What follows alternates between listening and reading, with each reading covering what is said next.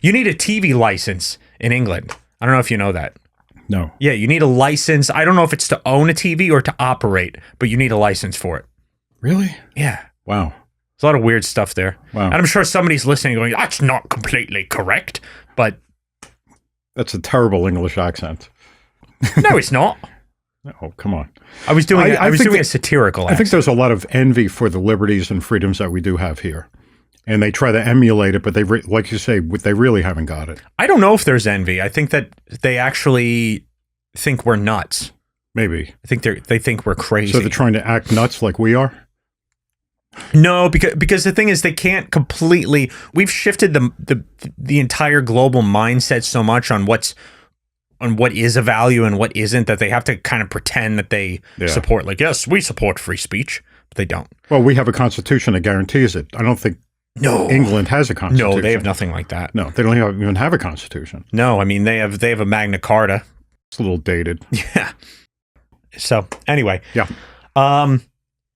should people use AI, ChatGPT, for therapy? No. You say no. No. Next topic. Okay, next topic. No. This therapist and he's an old guy too. He's in his 80s or 90s, but he's quite old. He says, I'm a therapist. ChatGPT is eerily effective. Yeah. And what's his proof of that? So he's a therapist, and he decided to use ChatGPT for like journaling. Mm-hmm. He started to sort of record his daily events and ask it for feedback and things like that to see if it was useful. They call that journaling. You've heard people of course. do that before. You probably know people have told you that they do that and they enjoy it and it helps them. Very vocal about it. Yeah. So he calls it an interactive journal, and he says that it's different than any other fad, any other therapy tool, meditation, antidepressants, anything else, whether they work or not. This one's totally different. He says, my internal monologue began to mirror ChatGPT's response, calm, reflective, and abstract enough to help me reframe. So when he finds himself in circumstances that he's not sure how to deal with, he'll ask ChatGPT, like, oh, I'm feeling nervous about going to this event, or maybe I'm out of place. And then it responds and helps him in a way. And he says that it begins to change how he thinks. Yeah. And he's able to reframe things the way ChatGPT does. And that's what helps him. Right. So it's all that something like that is going to do is going to expose how shallow therapy is, because it's just a collection of intellectual coping strategies that basically, if you say this, then it says that. And if you say that, it says this. Right. That's all it is. Right. It's totally intellectual. Yeah. Well, that's what he did. And he emphasizes how it helps reframe things. Right. So basically, it's taking a circumstance that is making you anxious, right? You're feeling anxiety over a certain thing, an event, a relationship, and it's spitting back words or phrases or changing the narrative that you've given it a little bit, right? That somehow makes you feel better intellectually about the situation, right? And he's finding that very helpful for himself. Of course, that's therapy. Yeah, right. That's therapy is easy. All you have to do first, the old phrase is talking cure. If you can talk things out and get somebody to listen to you, you'll feel better. Basically, you're just like, if you feel it's changing how you think. Yeah. By getting what is the word used? Feedback? Is it feedback? Oh, what, reframe? Reframe, is that the word that they use? Yeah, in this case, that's the strategy he's focusing on here. So if you don't like the way you think, and if your thinking is making you feel anxious or depressed, all we have to do is change your thinking, just reframe it, and then you'll feel better. Yeah. And you do feel better, because it puts everything in it gives it a different perspective and sort of, I don't know, de-energizes the negativeness, but it always comes back.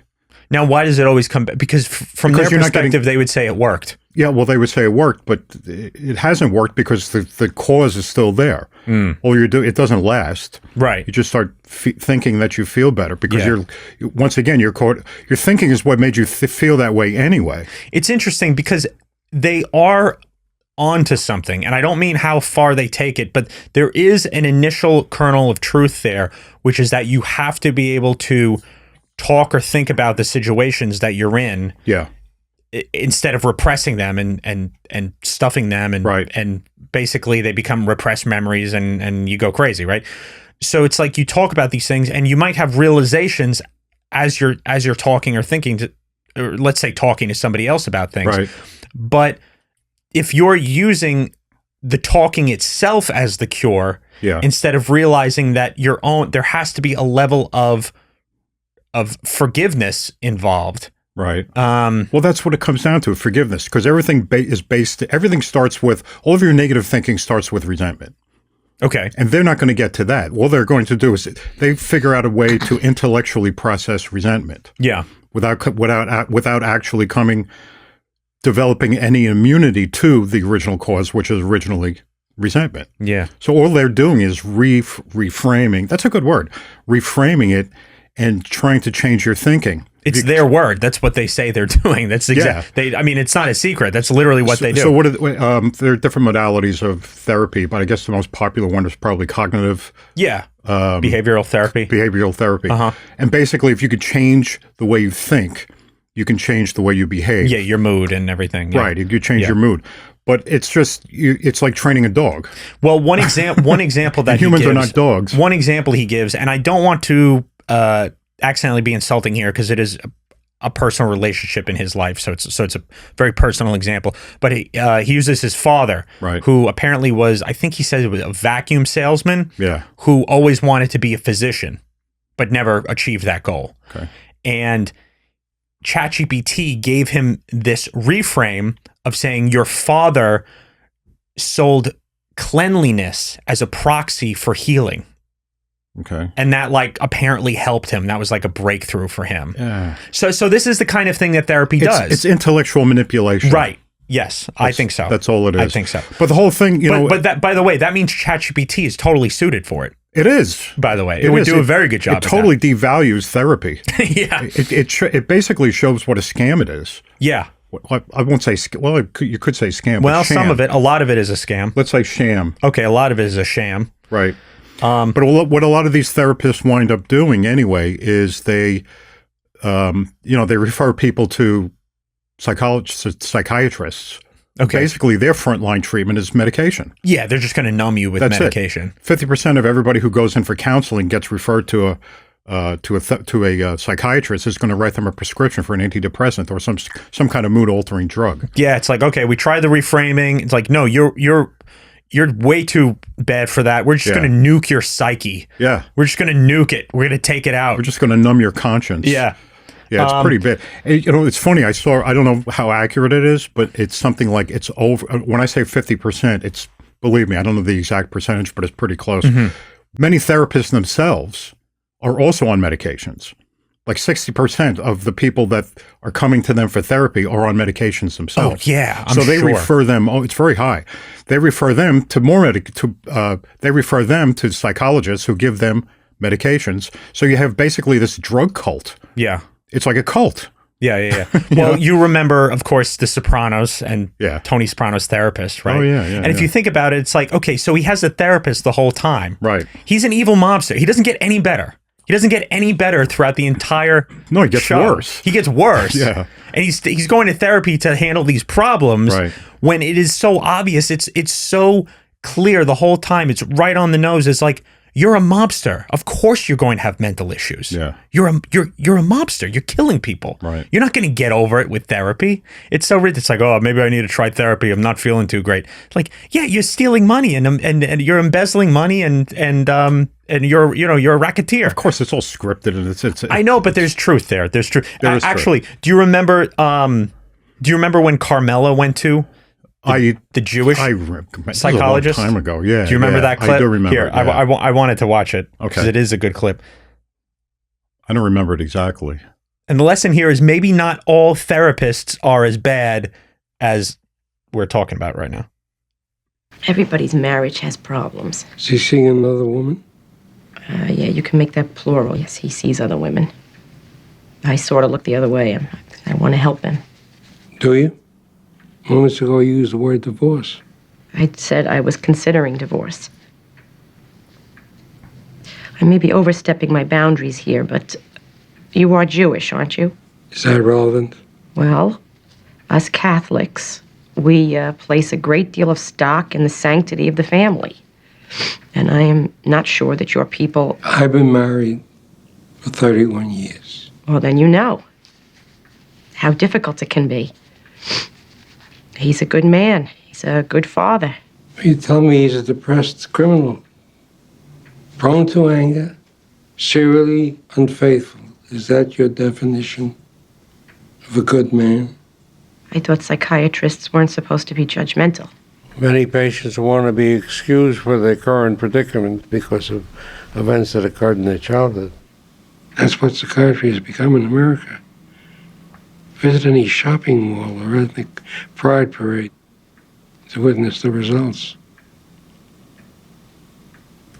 She goes to a psychologist who essentially tells her that she's the accomplice to a mobster. She'll never get rid of any of the guilt or shame she feels unless she leaves him and stops helping him. And just gets away from this evil man who she's allowed into her life because she's evil too. And she calls him judgmental. She calls him judgmental. Right. Says, I thought psychologists weren't supposed to be judgmental. Yeah. And then later she says, okay, so you're telling me to set boundaries and take some time. And he's like, no.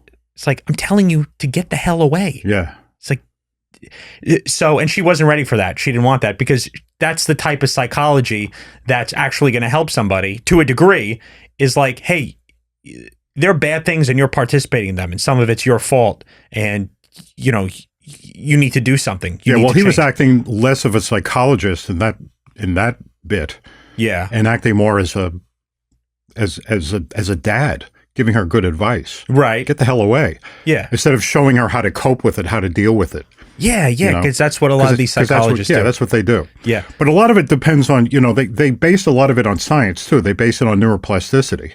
Okay. Which there is some such thing as neuroplasticity. If you can just alter your thinking often enough and repeat it often enough, you develop better behavioral habits because your brain remaps itself. Sure. And there is such a thing. They've actually measured it with MRIs and whatnot, and the brain actually does change and alter depending upon repeated behaviors. But there's a way to do that without intellect. There's a way to do that through consciousness also will remap your brain also. Okay. But then you're letting God do it instead of letting intellect do it. The thing is, if you're able to forgive in real time, not harbor resentments, you're automatically going to take care of some of that weird lingering fight or flight sort of stuff that happens when people hold on to resentment. When people are like angry all day, like they're these big, puffy red face guys. Puffy red face guys. You know who I'm talking about. You see people like that, and they're angry all day. Right. And they're angry all day because they're harboring these resentments. Yeah. And it's putting them in this fight or flight state. Right. So that's why they have the high blood pressure. That's why they have all these issues. And if you're able to forgive, those automatically, that takes care of itself. Yeah. That takes care of itself. At the end of this article, he says ChatGPT isn't a therapist, but it is therapeutic. And he calls it not a crutch, but a cognitive prosthesis, an active extension of my thinking process. So he fully admits that the reason ChatGPT is so helpful is that it allows him to think more. So that's what he thinks is helpful in therapy, is thinking things. Yeah. I would imagine that it's probably just as good as therapy, which is crap. Yeah. Well, they did find what's her name? Abigail Schreier. Do you know Abigail Schreier? No. She wrote a book recently on therapy for kids. I think it was called like Bad Therapy or something. Okay. And she looked through research about is therapy helping kids or is it hurting kids? And basically all this reframing, talking through things, what other strategies they have. I can't think of them right now. But sorry, those types of things are encouraging rumination and overthinking. Right. And that's leading to more depression, more anxiety, because more self-centeredness, because they're just thinking about themselves. You're getting lost in your head and you're being disconnected from your intuition. You're just acting. Yeah. And if they're acting on an intellectual database of information Right. that's based upon what you say, and it spits back information to you relevant to what you've given it. Yeah. All you're doing and it's is all about you. and it's all about you. And what you're doing is you're basically it makes you feel comfortable about your discomfort. Yeah. Okay. Tries to talk you into it. Yeah. Right. And you do, and you believe it for a while until the next time. Then the reality of life slaps you in the face again, and then you're back where you were. Yeah, And hopefully you have another appointment with ChatGPT. Right. Or you could go run into ChatGPT, I guess. I guess they probably want you to subscribe to it. Yeah. Yeah. Well, there are good uses for ChatGPT too, of course. Well, therapy is not one of them. But and of course, what they found, well, how ChatGPT works, how these AIs work, is that they are programmed to optimize for your satisfaction. Right. They want to please you. That's Right. what they're doing. Right. So it tries to figure out what you want to hear and then tell you it. Well, that's what a therapist does. It tells you what you want to hear. But you would think a therapist should tell you what you don't want to hear. That's if it would help you, yes, but they don't. Like the example with Carmela being told, Well, yeah, it's like you're an accomplice to a mobster. Right. In that instance, he stepped out of his therapist role and played a loving father role. Well, he would call that real therapy. Yeah. He's a fictional character, but Sure. I'm saying therapists. There are, I'm sure, therapists that do that some, and they would think that's real therapy. The Right. other style is no good. What a lot of therapists also do is they work mindfulness into their therapies too. Oh yeah, There's a lot of that going on. Right. A lot of them are into that, and basically, it's that whole mindfulness thing. And you basically you step back and you look, and they start off with all the right concepts. Yeah. Step back and don't be judgmental and observe. But then when you become psychically open that way, then they work in that oneness and that godlessness into it, and eventually you come to believe in that sort of thing. Well, it's very similar to the intellectual exercise of therapy too. Like I said, there's an important element there where you're openly talking to somebody about your problems. Right. But it's not from the goal of realizing where you're wrong Yeah. and forgiving and then changing. You come up with these strategies, these there's coping no forgiveness mechanisms. in it. There's no forgiveness. So for oneness, for this mindfulness Right. meditation, you're starting off seemingly on the right foot, where it's like, oh yeah, you're going to step back from your emotions, step Right. back from your thoughts. But then what you end up doing is you end up being the one that decides what thoughts are good and what thoughts are bad and how to control those things. It gets you back. It turns you back into yourself, where you become God. And that's what they literally teach, is that everybody's part of God. Everybody's It's the part of God. oneness. Yeah. Yeah, of course. Yeah. Instead of waiting for God, who will chase you to hell with conscience, instead of stopping and letting him catch up with you, becoming still, it teaches you to justify everything within your own head. Yeah. And because you're God. So they are banning therapy bots in states now. Illinois has banned therapy chatbots. Oh, they have. This is Yeah. a big thing then. I didn't realize it was so big. I guess so. I don't think they're not like on the market yet, really. But yeah. So Illinois just banned them. You mean they had a legislature that banned it? Yeah. Wow. Yeah. I think it was actually signed into law by the governor there. Wow. But I think it's less about realizing why that's a bad idea. Yeah. Because like we said, I mean, an AI chatbot should actually do a good job at what a therapist does, Right. which is not great to begin with, right? I mean, Right. but they're banning it because they don't like Trump. And the Trump administration wants a 10-year moratorium on state AI legislature. Oh, I see. Yeah. They don't want legislature. Legislation? Yeah, legislation. They wanted I couldn't think of the right word, sorry. Yeah. They want a 10-year ban on AI legislation, Yeah. on state AI legislation, Right, because so- they don't want states coming up with their own little laws which would inhibit the development of AI on a Right. national level. So therefore, they're going to do it. Yeah, so therefore they're going Yeah, to do it right. because we're trying to compete with China basically with AI. Yeah. So they don't want states impeding our progress with developing AI. So this is the So they found a way that they're going to impede it. this is Yeah. the hill they're climbing up. Yeah, that's what on? they're doing. That's crazy. It's more about spiting Trump than actually realizing that therapy or AI is not going to be spiritually helpful for people. Right. So, Okay. Yeah, that's interesting. I was thinking about, we have this whole thing with the Pelosi Act, which is not the Pelosi Act anymore, right? They changed it. They changed the name? They changed the name, yeah. Yeah. Pelosi stood for something. It was an acronym. Yeah, they always come up with silly acronyms. I forget what it was. Yeah. Yeah, so they changed the Pelosi Act, which is a stupid name. It's just vindictive. It's a political name. Yeah. To the Honest Act, which I think it's a good name, but yeah. well, I think it's a good name because it helps bring attention to it. Everybody knows the running joke in America is how rich Nancy Pelosi is from her stock trading. Right. So calling it the Pelosi Act, it's a political stunt, I know, but it's political. fine. I know, but they have to get rid of Brings that. attention to it. Yeah. It was good enough. It served its purpose. Yeah, So now it's the Honest Act, which is you looked it up. What is it called? What does that stand for? It is halting ownership of non-ethical securities and trusts. Honest. Halting ownership of halting ownership of non-ethical stock transactions. Oh, well, who knows? It's one of them. No, it's one of those things. Okay. Well, anyway, halting ownership. It's about ethics and unethical stock transactions, which is insider trading. Right. But in this case, we're talking about congressmen and politicians, right? Well, that's true. But there's insider trading is that's a whole beehive right there.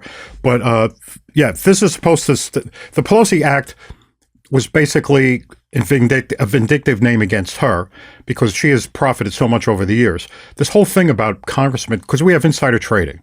We have insider trading rules and laws. Insider trading goes back to, or the laws against and rules against it go back to the SEC Securities and Exchange Act of 1934.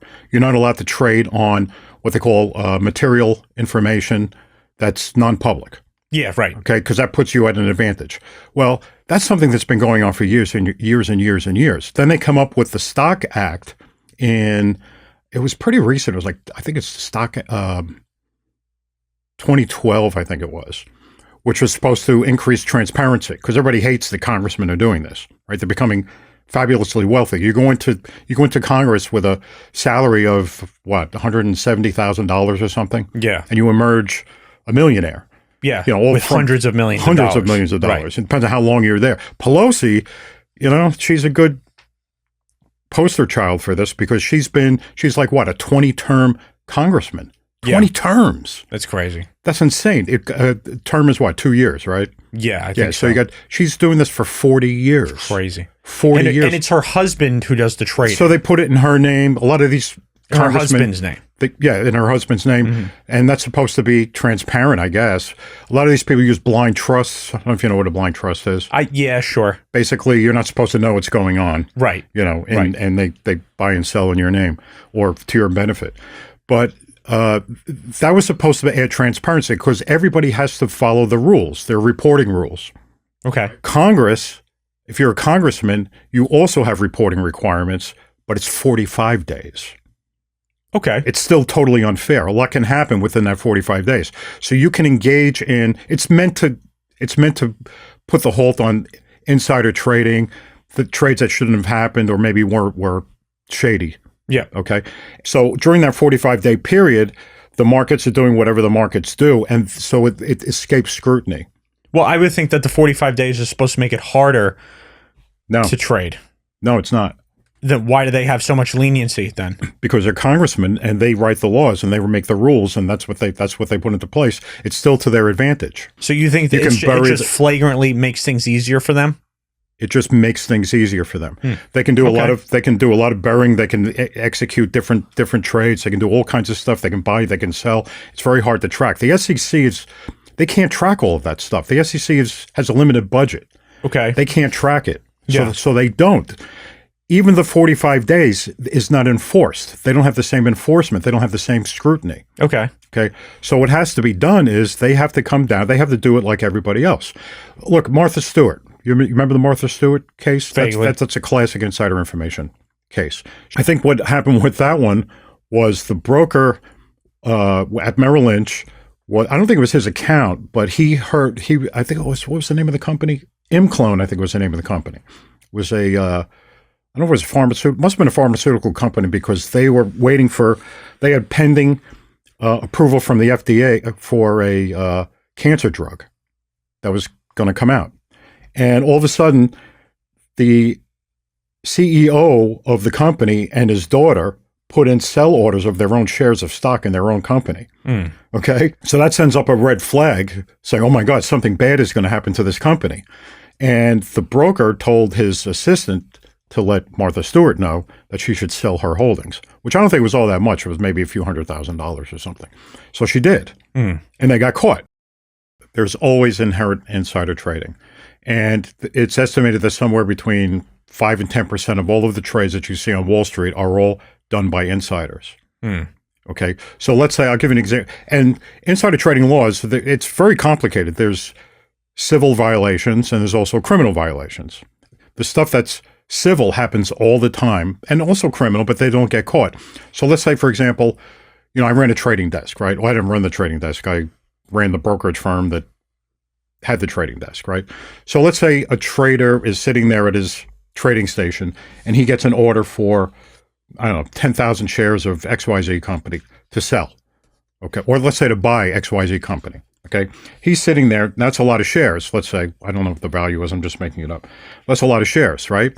So if he enters that in, they have what they scale orders. They try to maintain stability in the market. So they'll scale an order. So he won't put in all 10,000 shares at one time.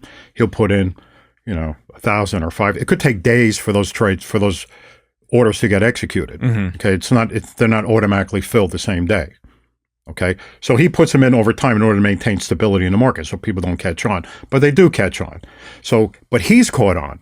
So he knows that some smart guy, some smart client of the firm wants to sell wants to buy, let's say, 10,000 shares of XYZ. Yeah. Okay. He's trading for his own account. He doesn't put that in right away. First thing he does is he fills out his own ticket and he buys the stock that now he's going to own the stock. He figures that the guy buying the stock knows something that he doesn't know. Okay. So he buys the stock on his own account. Now he's the owner. Then he starts putting the trade in. Okay. Before you know it, that price gets driven up. Then other people are catching on. They start driving it up, and then he sells. Yeah. So that's a trader trading on his own account. Well, he's trading on insider information. Right. That would be illegal. It is illegal. Yeah. It's highly illegal. That guy could go to jail for that. So that sort of thing happens at every trading desk. Well, it's not supposed to happen at every trading desk, but it happens at trading desks all the time, especially small firms who don't have a lot of rules. Some companies don't let you trade for your own account, or they limit. Yeah. Or they're very watchful. They have compliance departments that watch this. That's monitored all the time.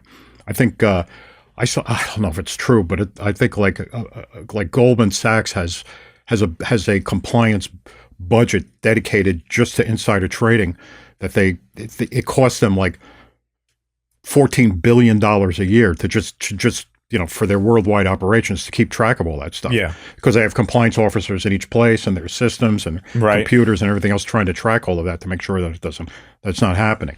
So it's a big problem, and they do try to keep it not under wraps, but they try to keep it at a minimum. But you're never going to eliminate it because people have information.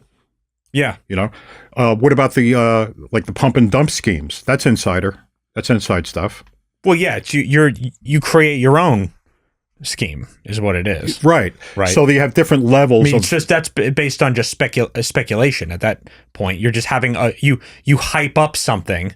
Right. So you get a bunch of people thinking it's going well, knowing that there's nothing there. Right. So you create your own news for it. Yeah. Correct. But let's say a broker knows that there's going to be a lot of times they'll issue a press release, especially these small little low cap companies, they'll issue press releases that are totally fictitious. Like, I don't know, a gold mine and they're about to a gold mining operation and you're invested in it and they think they're going to strike gold. Someone is making it up. They think they're going to strike gold and they're about to discover it and they do. Well, that press release, or maybe it's that they don't. Yeah. And then the stock goes down and then people short the stock. So people are always, it's running ahead of the market in a way. That you have information to trade on something that the public doesn't have. It's material information that an investor would need in order to make an informed decision on whether to buy or sell a stock. Sure. You have that. They don't. That puts you at an advantage. Well, and that's what happens with the legislators. They have insider information. They know when something's going to happen ahead of time. So they are basically running ahead of the market. Yes. And making investment decisions that the public doesn't know. Right. Well, they don't get caught. They know it's going to happen because they play a role in deciding what companies get to be successful or not be successful. That's because true. they're writing laws Right. that determine that. They Yes. get to decide if credit cards have to set an interest cap because we're capping Right. interest rates for usury reasons. Right. If they know that's going on, they can short a whole bunch of credit cards. So they can do that, but they can't get caught because of this 45-day period that they don't have to report what they've done.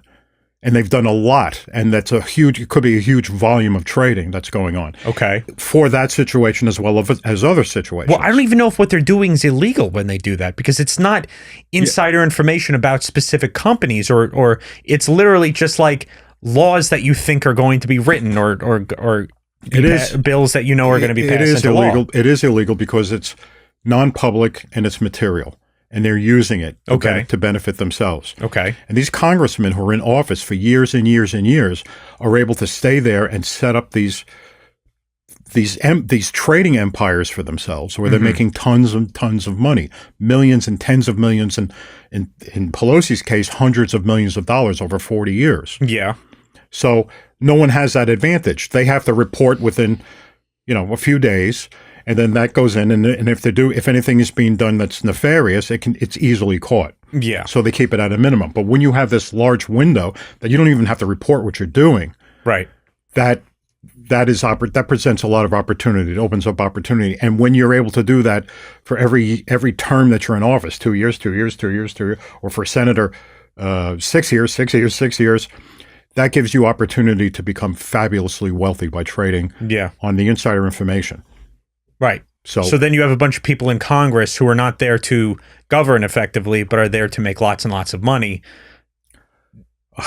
You'd hate to think that that's what they're there for, but they're certainly. Well, if you're setting up a scheme where that's allowed, you're going to attract people that just want to do that. You have a lot of insider information laws being violated.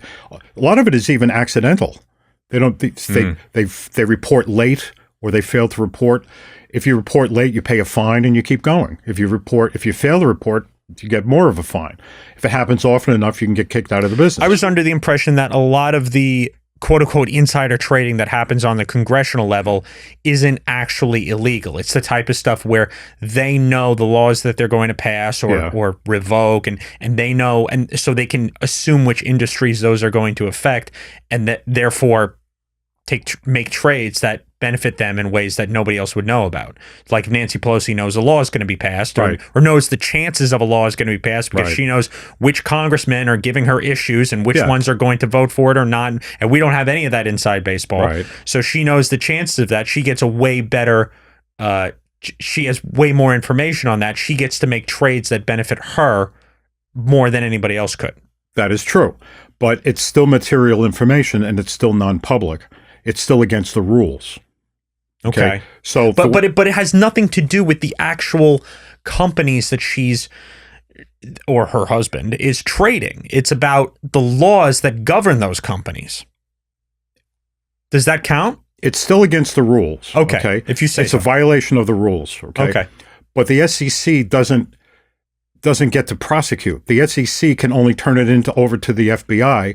The FBI has to perform an investigation. Yeah. Which over that period of time, it becomes more voluminous. It just becomes a huger investigation. They don't have the ability to do it. And then once they have the evidence, then they turn it over to DOJ, and then the DOJ, passes. They impose penalties, prison sentences, and all that sort of stuff. Yeah. The SEC can't put you in prison. They can only call the FBI to perform the investigation, and then once they get the evidence, they turn it over to the DOJ, and then DOJ, then you go before them, and they impose a penalty. So it's very hard to get caught. So that's why they do it, because it's hard to get caught, and it's given a pass because it's just too much for them to do. Okay. Or maybe it's just preferential treatment.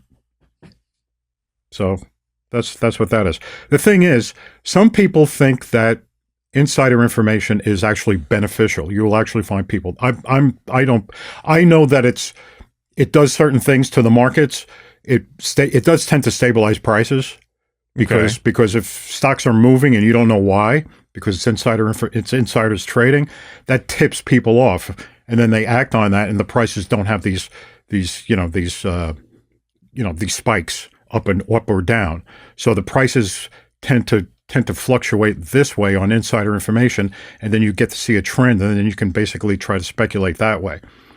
Because that is going on. Okay. And once the information becomes public, of course, then everybody jumps on and everybody's doing it. But you try to get a feel for it, and they say it's now. Is that price stabilization beneficial to the market? That's arguable. Well, the thing is, you have a big problem if you're keeping certain types of insider trading legal. If you keep some of it legal, like. Or rather, let me rephrase that. You have a big issue with certain types of insider trading that you could definitely say is wrong. Right. Like, if you're a which has actually happened before, if you're a company CEO or like the head of a company, right, and you short your company's own stock because you know what's coming, that's not good. That's not right. No, that's not right. Or if you, at that point, you can even tank your company on purpose, right, after shorting your own stock and become wildly rich off the backs of your entire all your employees and investors. Shorting stock is different. Like a CEO of a company will have holdings that he'll sell. Okay, that all becomes matter of public record. Yeah, he has to file form. It's called Form 4 for a public company. For a public company, yes, that's Form 4. So you can go look that up, and it does work. There's a lot of greed involved. There are people who people don't do their homework in order to invest properly. So what they do is they try to cheat. They try to they're gamblers, right? Yeah. So like a horse, somebody who bets on the horses, right? They have limited information. There are some people that will sit there and they'll analyze the horses. They'll look at, the training and who the trainer is, and when this horse ran last, and what did it eat, and when was it sick last, and did it receive this medication? And they look, they try to look into that, and they try to make bets on that. And there are people who look and say, "Oh, this horse is named after my grandfather. I'm going to bet on that horse." Sure. Grandpa Jones. I'm going to bet on Grandpa. Yeah, they're just having fun. Well, people do that for stocks too. They get stocks from their tips from their hairdresser. They don't do the homework. Okay. And there's a tremendous amount of homework that's involved. And if you don't want to do the homework, you're going to rely on tips. And people buy stock in companies. There are people who buy stock in Tesla. Yeah. If you ask them, what was Tesla's sales last year? They can't tell you. Right. They own Tesla stock. Well, I also think that, it depends what kind of investor you are. Are you long-term because you believe in the mission of a company and you want to participate, you want to be an owner in that company? That's the way you should be. Or are you just an analyst? In which case an analyst should definitely know that sort of information. But both types of investor, you have to do some homework. All of this stuff is publicly available. There's a database called Edgar. Have you ever heard of Edgar? Yeah.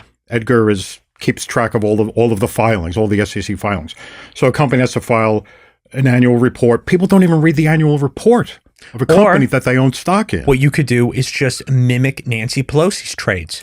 Whatever she does, you just do it too. That is true. She's more successful than any fund manager to ever exist. Okay, so she made. I think she. What did she make? Like I don't remember what it was, but it was like 30% gains a year or something like that. Okay, so I forget the name of it, but there's an app that does that. You can buy an app. Yeah. You put money into the app, and it will buy and sell everything that Nancy Pelosi buys and sells. I've heard of that. And it'll take Nancy Pelosi and I think 3 or 4 other congressmen, and your accounts will mimic theirs. Right. The problem is that it doesn't know what they've done for 45 days. Right. So now you've missed all of the opportunity to participate in everything that they've participated in. But I feel like that still you have a while. It's not that long, I feel like. I feel like you could still definitely gain from that. Well, no, the app doesn't know what to buy or sell for 45 days after the Congressman Pelosi or whoever has bought or sold. I get that. What I'm saying is I don't think that all the gain is going to be in that 45 days. I think maybe you miss out on some, but I think even if you're 45 days behind, you're still going to end up making money probably. Well, but it comes down to greed, and greed. People who are greedy. What was the Gordon Gekko line?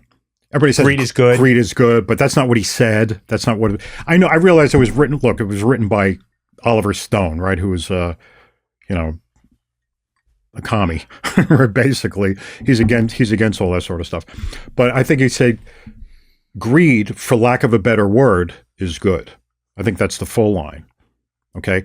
And yeah, words fail us because we all have a right to increase our quality of life. We have a right to invest, right? And that's what capitalism is. We invest in companies. We go into businesses, right? We become partners with the companies that we buy stock in. And we become owners. And we participate in the benefits, we participate in the profits, and we participate in the losses. And you have to guess the right one, but you don't guess the right one. You have to do your homework.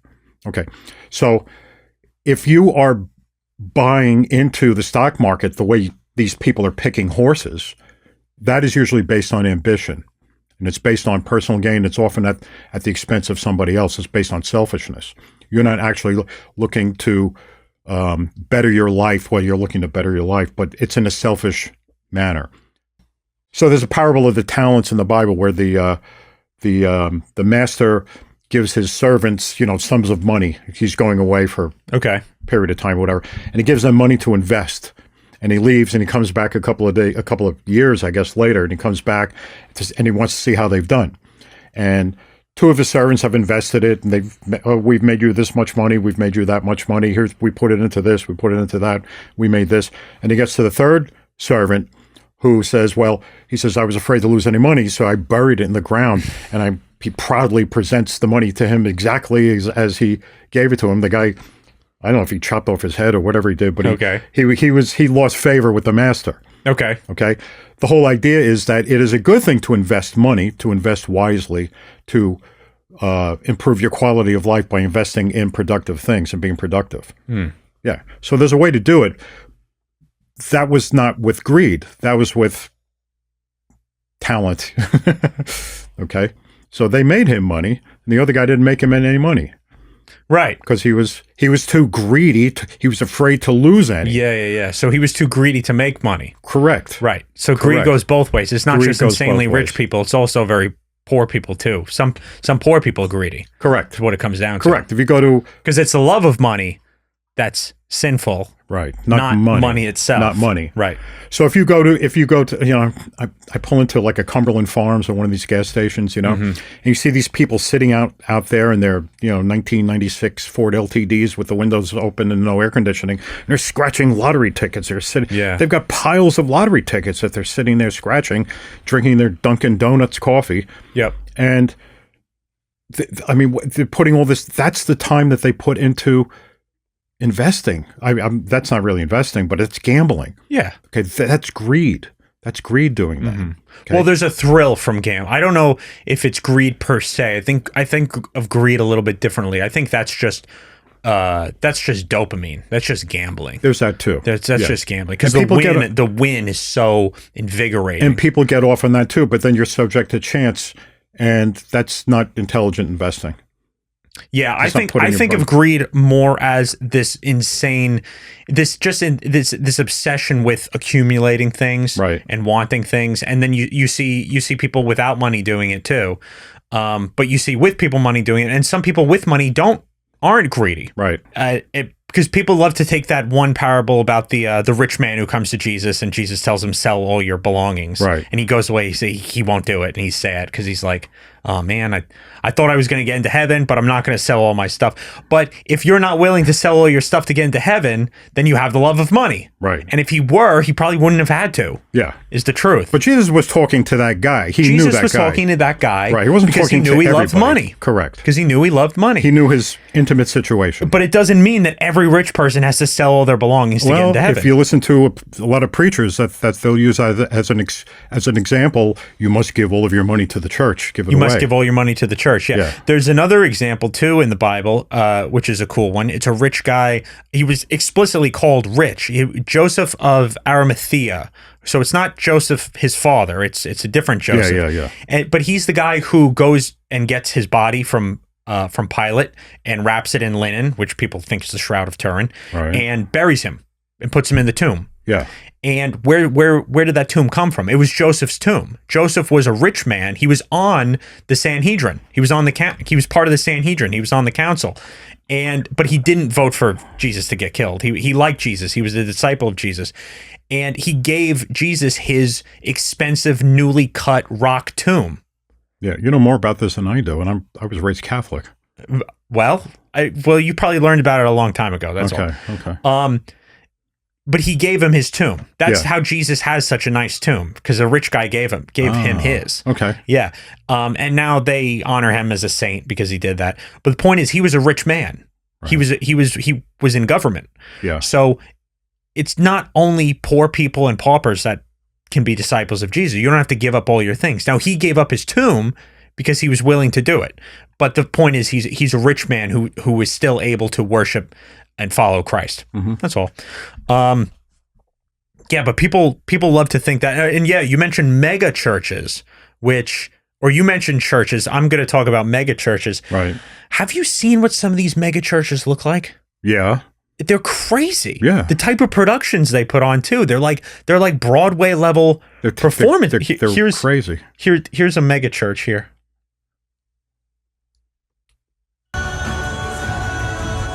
Wow. I mean, they got like... This is a Sunday service? I don't know. It's like Christmas. I see dancing. Look, they're in the air with drums. They're on harnesses being hoisted up in the air. What is going on? Oh, that is so sick. That's like, okay, Christmas time. It's a mega church. It's the Texas mega church during Christmas. It's a special service. Yeah, but come on. Yeah, I know. That's crazy. It looks like a Katy Perry concert. Yeah, here's the thing. I'm fine with productions of this level in general. Like, I'm fine with people spending money and investing and creating big things like this. Right. But you're doing it as part of a church that's being funded through tithing, basically. Those people sitting there have paid for all this. They've paid for all this. I know, but under the guise that they are somehow more spiritual, they're more likely to go to heaven because they're participating in this church. They're all getting excited and exhilarated during this. And yeah. Which opens up their pockets even more. Right. Crazy. So you got people like that. What's his name? Kenneth Copeland. Copeland, yeah. Right. Joel Osteen is another one. Correct. Paula White is one of them. Yeah. She's like Trump's spiritual advisor. Right. Here's Copeland. You remember that clip of Copeland where Inside Edition ambushed him? Yeah. Because he has this big private jet. Right. That he bought from Tyler Perry. And they ask him, did you need that private jet from Tyler Perry? And his answer, he's caught off guard. He's obviously very upset too, even though he keeps smiling. I have seen this. Yeah, I know. No, I know everybody's seen this, but it's funny. Here. Again, getting back to the comment, you said that you don't like to fly commercial because you don't want to get into a tube with a bunch of demons. Me too. Do you really believe that human beings are demons? No, I do not. And don't you ever say I did. We wrestle not with flesh and blood. Oh my God! Smile. The principalities. I don't even want to see it. It turns my Can you stomach. explain what Come you on, meant take it by off. that? Take it off. He's so creepy. What's with that smile he does? I don't know. He's obviously very angry. He's a very angry guy. Let me tell you something. And he's got that fake smile that he puts on in between sentences. It's like Charles Manson. It's so funny because these people are, they talk about demons and they talk about it. This guy's possessed. Yeah. Don't you think? Don't you look at it and see that? I see that. There's something. I can see possession in people. Yeah. I see it all the time. Yeah. And I see it in him. Crazy. Yeah. So you got these churches like his paid for by tithes, and they justify it. I don't know how they justify it. I guess they say that you're supposed to pay and then it comes back to you, right? Yeah, but it's just it becomes a big business. Yeah. Okay. But there is this little church even like locally down here that I went and visited one day for a purpose I'll leave aside right now. But I went in there and they had a service going on. It's just a small little church in Hyannis. And I had to meet the preacher there, and he was still running his service, and I saw what was going on in there. And they had tambourines, and they had a drummer, and they had a guitar player, and the people were all throwing their hands up in the air, singing, and getting all excited and everything. And then they passed the basket around. Yeah. And we're only talking about like 100 people in a room. It's nothing like this. No. That's a microcosm of what's going on there. They get them excited and get them, feeling exhilarated, and all the pleasure centers firing off in the brain, and they feel saved. And so they want to donate. They want to donate because they want more of that. Right. It becomes a drug. Which I think what they do in these mega churches, though, is they sort of give you the idea that if you pay your tithes, Yeah. the return to you financially will be great. You will receive financial abundance for your willingness to give to the church, which is, it's trickery, but it's also, but people listening know that. They know that sounds ridiculous, but they've been promised money, and it's appealing to their greedy side. Right. It's appealing to people's greed. Right. That's what it is. Yeah. It's the same thing when people say, well, I give, and you always, they don't realize what they're saying. Oh yeah, I give because I get back. Everything that I give, I get back. Yeah. Well, that's selfish. Right. Right? Right. I'm giving to get back. You should be giving freely with no expectation of getting back, of any return whatsoever. Right. That's true charity. Yep. Yep. All right. So is that it for today? I think that's it for today. Okay. Okay. All right. Very good. All right. Bye. Bye.